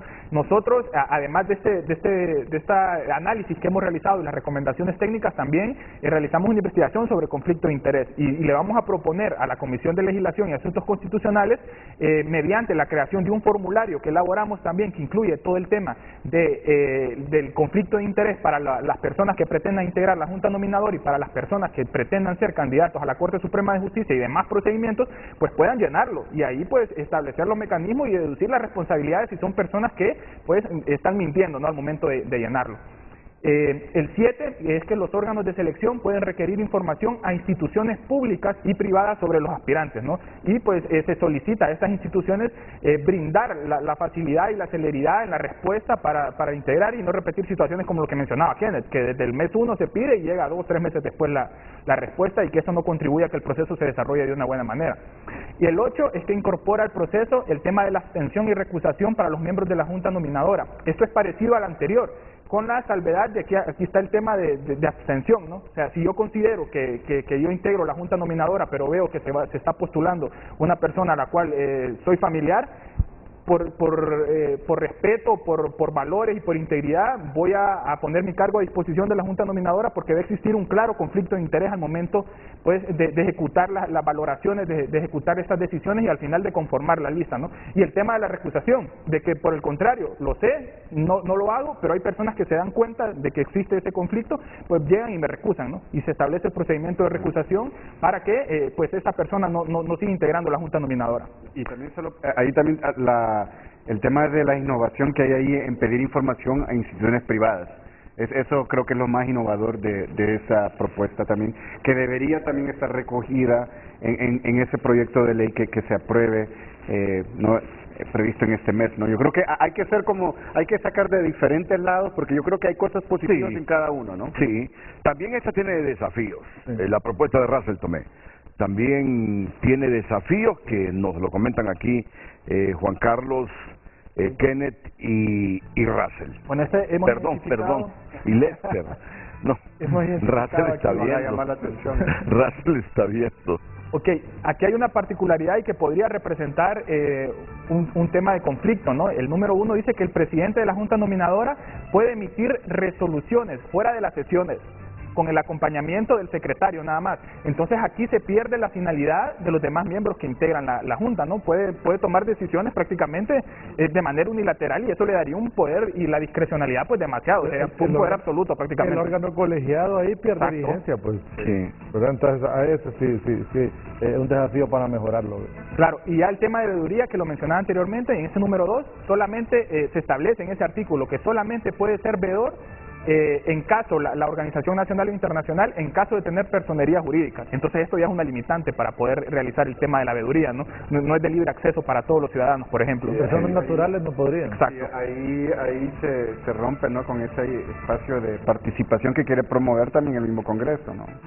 De acuerdo. El número 3, se deja la discrecionalidad, el crear el procedimiento técnico y los filtros, el mismo problema que vienen arrastrando, ¿no?, los 3 anteproyectos, es dejarle esa discrecionalidad a la Junta Nominadora para el tema de la integración de los procedimientos, todo el tema de los filtros, todo el tema de los perfiles y los requisitos de idoneidad para la Junta Nominadora y posteriormente para filtrar a los candidatos, ¿no?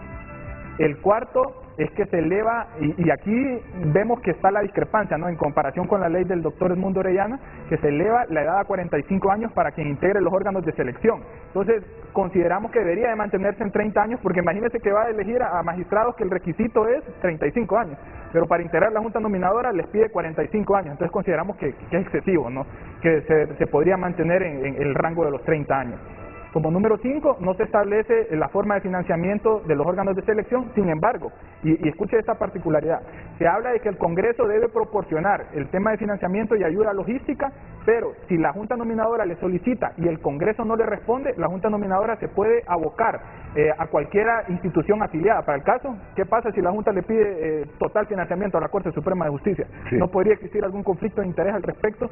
Entonces, estos elementos o estos desafíos se deberían de mejorar, ¿no? No, y además, Russell, tienen dinero, hombre, si gastaron 45 millones de lempiras en viáticos entre meses, ¿cómo no van a tener dinero para financiar esto que es fundamental para Honduras? Que hay un poquito de ironía en mis palabras, claro que lo hay, porque me parece excesivo 45 millones de lempiras en una situación tan difícil financieramente para el país.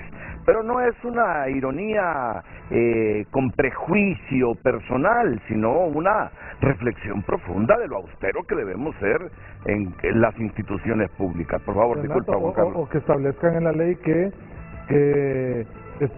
la Secretaría de Finanzas identifique presupuestariamente también el valor para poder asignárselo a la claro, un proceso de estos 6 meses, obviamente los miembros de las juntas lo hacen ad honorem, que eso es importante también aclararlo, no van a recibir dádivas porque de nuevo nos metemos, pero un proceso de estos andará por mucho en 3 millones de lempiras.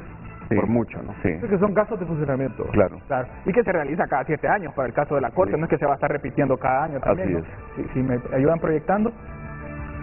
Ya el número 6, no se establece con claridad quiénes integrarán la Junta Nominadora. Aquí solo se dice que siempre va a ser integrada por 7 organizaciones, pero también dice que si estas 7 organizaciones no se presentan en tiempo y forma, el Congreso puede nombrar otras. Entonces, ¿qué pasa, no? Si no se reúnen o si no se eligen esos representantes, además de que no se dice cuáles van a ser. Entonces, puede variar eso en función de cada proceso. Es terrible, ¿verdad? Sí. Exacto. Sí, puede.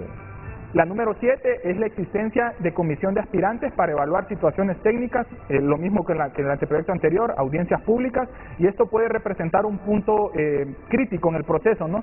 Ya que estos, pues, y aquí sí lo establece claramente, y esto es perjudicial, o podría ser perjudicial, porque dice que esta comisión va a ser integrada por los jefes de bancada. Entonces, ¿qué pasa? Aquí se podría dar todo el tema de la negociación política, de la politización de la elección en cuanto a que ya la nómina vaya hablada al momento de que se eleve al pleno y que ya se sepa antes de cómo existe esa repartición, cómo se va a votar y a quiénes van a ser los 15 que se van a elegir de esos 45 que entregue la Junta Nominadora. Ya en la práctica sabemos, ¿no?, que existen negociaciones detrás de bambalinas, es decir, ya esa comisión que se menciona ahí ya prácticamente existe, ¿no? El problema es que burocratizamos más el proceso. Y además de eso, bueno, en el proceso anterior de la Corte del 2015, esas negociaciones detrás de bambalinas no pudieron llegar, ¿no?, a los acuerdos que se tenían que llegar, y por eso hubo tantos problemas en llegar a esa lista final de los 15.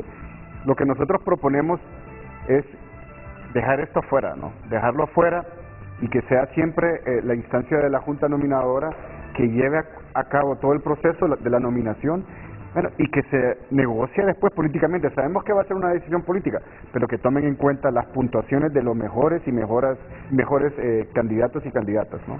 De acuerdo.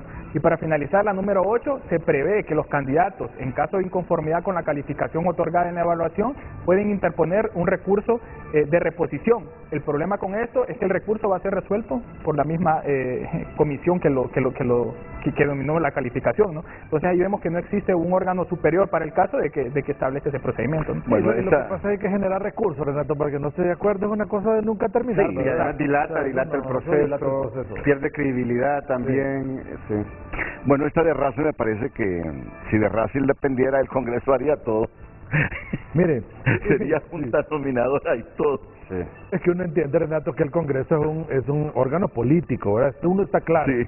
Y que al final siempre hay pactos para llegar a este tema, ¿verdad? Sí. Uno, en la historia, la Corte siempre se ha conformado 8-7, porque estaba el bipartidismo, ¿verdad? 8 el partido que estaba en el gobierno y 7 el que está en la oposición. Pero, y que seguramente ahora, Renato, va a haber otra conformación, porque va a haber otro pacto político, pero acá el aporte que uno trata de llegar a los legisladores es, bueno, que le llegue una lista 45 depurada, de los mejores hombres y mujeres de Honduras, que no importa ya después qué color político sea quien nombren, no, porque tienen las más altas capacidades. Que ahí decidan políticamente, mire, a partir de esa lista técnica. Mira, Renato, y algo importante, Renato, como estas personas, la idea es que se ausculte bien su vida, que tiene los más altos valores éticos y morales, que no importa si llegó siendo azul, rojo, verde, el día que se siente en esa silla, se olvidó de esos colores, claro, y responde únicamente a la ley, a su independencia y obviamente a resolver los asuntos con la equidad, con la justicia que debe prevalecer a un juez. Entonces, eso es lo que aspira uno, Renato. Pero que todo el mundo tiene su corazoncito un color en este país, eso es imposible, ¿verdad? Que no, ahora por lo menos lo que queremos es que no sea un militante activo de un partido político, ¿verdad? Que haya andado de puesto en puesto. Queremos obviamente que sea una persona que no haya tenido ese tinte político, que llegue de forma independiente y que obviamente tendrá que tener una afinidad, pero que el Congreso Nacional, cuando le llegue esa lista, ya sabemos que cualquiera que salga de ahí son los mejores hombres de Honduras. Sí, porque lo que uno idealiza es eso, justamente, que no lleguen magistrados a defender intereses políticos, exacto, económicos, porque entonces no hacen buena administración de la justicia. Ya hemos visto los resultados en los últimos 15 años, los problemas que hemos tenido, es decir, las crisis políticas han tenido una gran influencia de las decisiones de la Corte Suprema de Justicia. Están utilizando la Corte Suprema como un brazo político para manipular leyes, para interpretar leyes, para asegurar impunidad, para desarrollar proyectos continuistas. Y eso, si vamos a seguir con eso, vamos a seguir por los próximos 7 años en el subdesarrollo. Renato, tenemos experiencias nefastas en la Corte, ¿no? Cuando no se han seleccionado a las personas idóneas. Mire usted el fracasado Consejo de la Judicatura. Sí. Los estragos que trajo el Poder Judicial, ¿no? Temas de personal, en temas de administración. Entonces, eso creo que es un buen ejemplo ahora para el actual Parlamento hondureño de que se deben hacer las cosas de manera correcta y adecuada. Y nos quedamos sin Consejo de la Judicatura, ¿verdad? Está constitucionalmente, Renato, siempre, y están trabajando ahora en una nueva ley para efecto de que el Congreso apruebe la ley y luego se proceda a esta nueva Corte. Ya le va a tocar trabajar con un nuevo Consejo de la Judicatura y ahí también tiene un desafío, que no politicen ese tema. ¿Y sabe qué, Renato?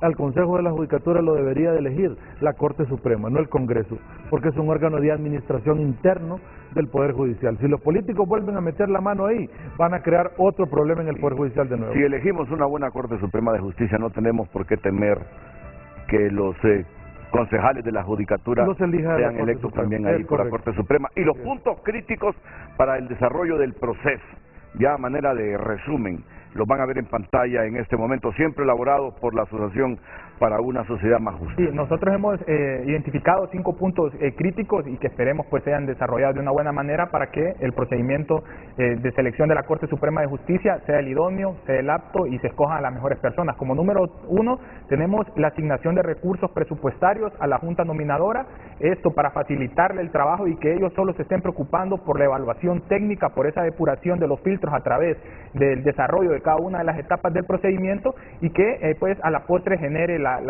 esa nómina de 45, ¿no? De 45 que sean personas que reúnen y que se exceden inclusive de los recursos, de los requisitos, mejor dicho, para integrar esta Corte. Segundo, y que es muy importante y esperemos funcione de una manera clara y se alimente prácticamente en tiempo real, es el tema de portal de transparencia que se le va a asignar a la Junta Nominadora, ¿no? Se dice también de que se va a nombrar un oficial de información pública acreditado ante el Instituto de Acceso a la Información Pública para que además de alimentar los portales, además de alimentar una página web en caso de que se cree, pues responda a las solicitudes de información que haga tanto la ciudadanía en general, los periodistas, la sociedad civil, ¿no? Esto es muy importante y a mí me parece que el IAIP ya debería estar trabajando en esto.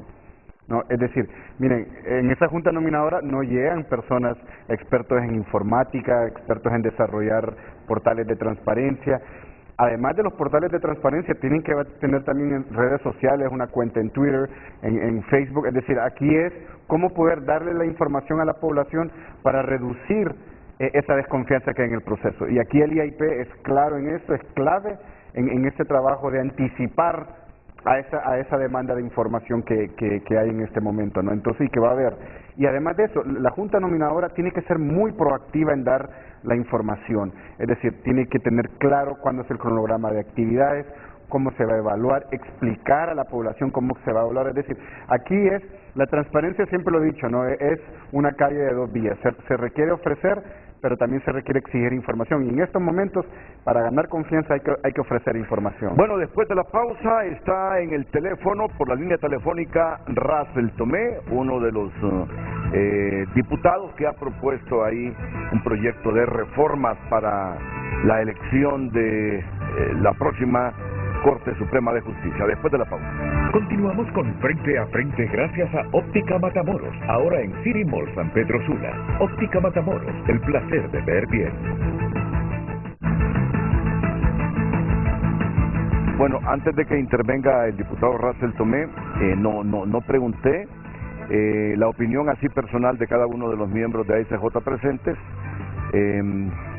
sobre la valoración que tienen de la propuesta. Y quizá, Renato, igual que el proyecto de ley de la diputada Fátima Mena, en el sentido de que abarcan a demasiados funcionarios de la administración pública, son muchos, y ya hay definido en la Constitución un procedimiento para los magistrados de la Corte y para el fiscal general, y ya no hay tiempo. Y prácticamente al hacer todas estas comisiones desconfigura un poco el papel de la Junta Nominadora y prácticamente se estaría reformando la Constitución, ¿verdad? Entonces prácticamente tendrían que reformar la Constitución y ya no hay tiempo. Sí, porque eso implicaría ratificarla en una segunda legislatura. Por eso dice que ya no hay tiempo. Ya no hay tiempo y el anteproyecto del diputado Russell Tomé está muy bueno, nosotros lo valoramos y que ojalá lo puedan tomar en consideración junto con el de la diputada Mena para normar el resto de altos funcionarios del Estado para que no sean electos así de manera arbitraria, digamos. Porque tienen algunos puntos dignos de valorar. Totalmente, sí. Totalmente. No, igualmente, yo creo que es un tema de tiempo, creo que siempre se debe trabajar en crear un esquema marco. Creo que, por ejemplo, el procedimiento del Ministerio Público le falta todavía reglamentar. Y hay un tema que siempre queda en el aire, licenciado Renato, y es cuando estos altos funcionarios quieren reelegirse. Porque siempre hay la intención de reelegirse, ¿no? Ahora mismo me imagino que deben haber magistrados y magistradas pensando en buscar reelegirse.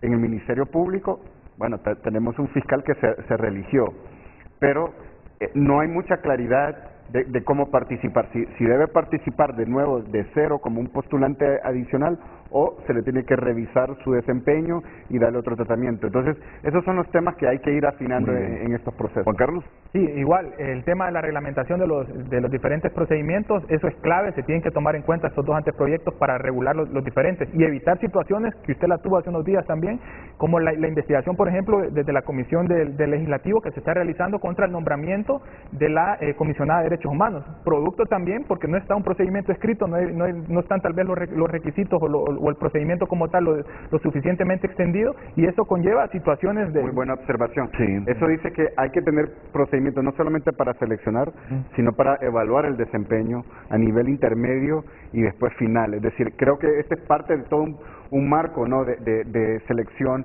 evaluación, porque acuérdese cómo se removió esa sala del 2012, ¿verdad? Claro.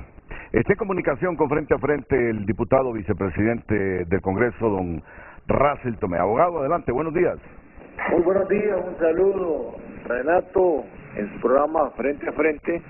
Saludo al director Lester, a los abogados Kenneth y Juan Carlos. Agradezco en nombre del pueblo hondureño el interés de ASJ de profundizar en estos temas.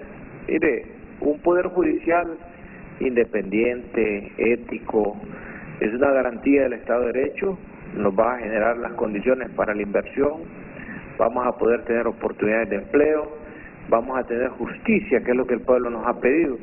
Presentamos esta iniciativa con un trabajo realizado, concertado con operadores también de justicia, con abogados, con varios sectores que hemos tenido interactuaciones para presentar una propuesta, una iniciativa que junto a la compañera Fátima, que también presentó una, y la del colega y amigo Mundo Orellana, son 3 iniciativas con las cuales se va a trabajar por la comisión de dictamen y lograr entonces las mejores condiciones. Me gusta lo que han puesto, el portal de transparencia, me gustan las sugerencias que han realizado, que podamos tener las mejores condiciones que nos propongan a nosotros como diputados en el Congreso para que al final, por autoridades que somos, por mandato del pueblo, cumplamos lo que dice la Constitución. Al final somos nosotros los que nos toca elegirlos, pero despojando del sectarismo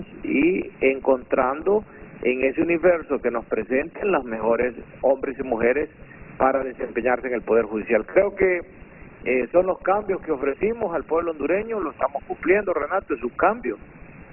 Por supuesto que vamos en la medida de la dialéctica y la dinámica social, ¿va? No podemos hacer un cambio digámoslo, rotundo y un solo, porque hay que ir paso a paso, que es lo que estamos realizando.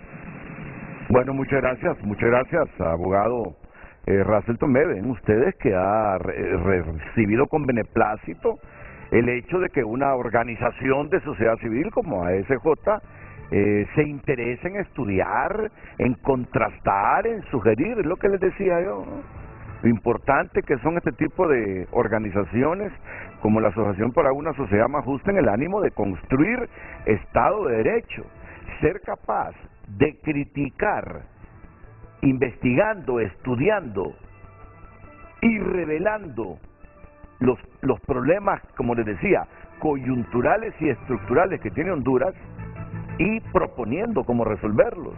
Miren ustedes la reacción de Russell. Y le agradecemos por la palabra también. Es de interés, de respeto profundo a las sugerencias que plantean. Sí, Renato, y miren, nosotros en este afán de trabajar de manera crítica, pero también con una propuesta, Renato, es no con el afán de incomodar a nadie, ni a la clase política, nosotros es con el afán de aportar. Y creo que aquí, al igual que valoramos las palabras del diputado Russell Tomé, como también esperamos que la diputada Fátima Mena y también la propuesta del Ejecutivo, el secretario de Estado en el Despacho de Transparencia y Lucha contra la Corrupción, también sea vista con buenos ojos, porque nuestro afán va encaminado a aportar a que se haga un buen proceso de selección, a que tengamos estos próximos 6 meses una labor, todas, y lo hablo en general, todas las organizaciones involucradas, una veeduría activa que nos mantengan un ambiente habilitante en la Junta Nominadora, porque el único afán es mantener a la sociedad hondureña informada y nosotros valorando también lo que hacen las instituciones constitucionales que están ya establecidas para tener una nueva Corte Suprema de Justicia, como le dije, Renato, independiente. No, y es muy bueno lo que están haciendo, porque uno sabe que liberales, libres, nacionalistas, Partido Salvador de Honduras, ya andan buscando quiénes serán sus futuros magistrados en la Corte Suprema. Y es bueno entonces que ustedes de manera beligerante propongan, sugieran, en función de que tengan dificultad ellos entre tanta gente buena y honesta para elegir. Al final tienen que elegir entre honestos. Yo digo un tema, una proporción. Estos procesos es 30% técnico, 70% voluntad política, ¿verdad? Podemos tener el mejor diseño técnico, legal, pero sin que hayan acuerdos entre estos partidos, especialmente partidos que están totalmente en extremos ideológicos y polarizados, que se acuerden, ¿no? Tener una Corte Suprema lo más profesional, lo más independiente, a todos nos ayuda. Te interrumpo porque ya van a ser las 9. Si logran, o si logramos los hondureños meterles, y lo digo así de manera popular, 45 buenos profesionales de las ciencias jurídicas en el conocimiento jurídico y en valores, no, ¿y para dónde van a agarrar? Tienen que elegir entre esos 45, 15 mujeres u hombres honestos y capaces. Así es. Ese es el punto. Y le van a dar a Honduras un gran regalo en materia jurídica. Vamos a la pausa.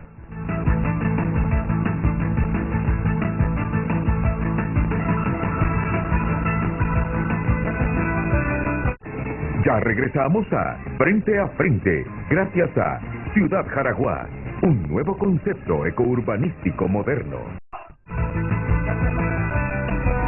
Hoy en Tu Nota es presentado por Banco de Occidente. Sueñe, planifique y ahorre.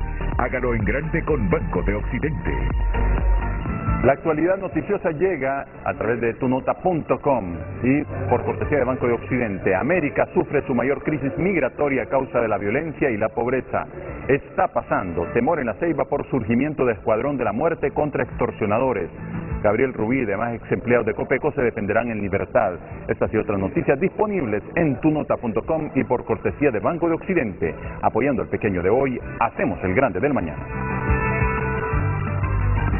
Hoy en Tu Nota fue presentado por Banco de Occidente. Goce del respaldo, la confianza y la seguridad financiera que necesita. Bueno, ya son las 9 de la mañana en punto, así que muchas gracias a Kenneth Madrid, a Lester Ramírez, a Juan Carlos Aguilar. Muchas gracias, Juan Carlos. Viernes potable le vamos a llamar. Viernes potable. Yo creo que hoy ustedes han presentado un buen trabajo, una buena investigación, con un espíritu crítico, constructivo, que es bueno en este proceso de selección y elección de los magistrados de la Corte Suprema de Justicia. A todos, muchas gracias, buenos días. Las mañanas del 5 a continuación.